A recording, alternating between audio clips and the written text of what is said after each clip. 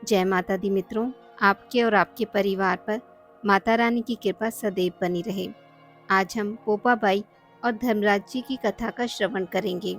चलिए शुरू करते हैं। किसी गांव में एक भाई बहन रहते थे। भाई की शादी हो गई थी, लेकिन उसकी बहन की शादी नहीं हुई थी। बहन का नाम पोपाबाई था। पोपाबाई हमेशा व्रत और नियम करती थी।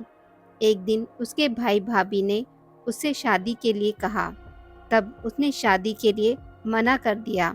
उसने अपने भाई और भाभी से कहा, मेरे रहने के लिए गांव के बाहर एक झोपड़ी बनवा दो।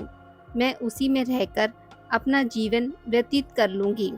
गांव के सभी लोगों से कहा, हे गांव वालों, आप लोग अपने अपने गाय बछड़ों को मेरे झोपड़े के पास घास चरने के लिए छोड़ दिया करो। मैं सभी के गाय बछड़ों की देखभाल किया करूँगी। जो भी बचा कुचा खाना हो वह भेज देना, मैं वही खाकर रह लूँगी। इसी तरह बहुत दिन बीत गए।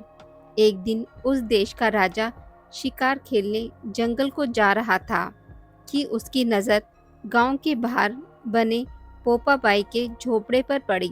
राजा झोपड़े के पास जाकर आवाज़ लगाने लगा, यहाँ कौन रहता है?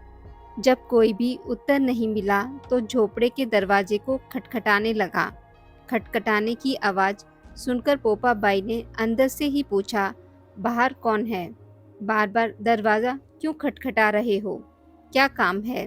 तब राजा ने उत्तर दिया, मैं इस देश का राजा हूँ। मैं तुम्हारे साथ विवाह करना चाहता हूँ। पोपाबाई ने कहा, अपने महल को लौट जाओ। मैं पराये पुरुष का मुंह नहीं देखती। लेकिन राजा ने उसकी बात पर ध्यान नहीं दिया और बलपूर्वक पोपाबाई को उठा अपने घोड़े पर बैठाकर महल की ओर चल पड़ा। पोपाबाई ने राजा को श्राप दिया, हे राजा, तेरा राजपाट सब नष्ट हो जाएगा। महल में पहुंचकर राजा ने अपनी रानियों से सारी बात बताई।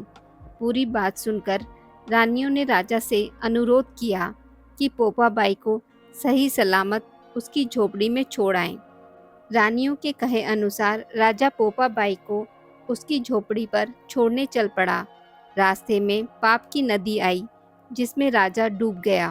पोपाबाई मृत्यु के बाद धर्मराज के दरबार में पहुंची।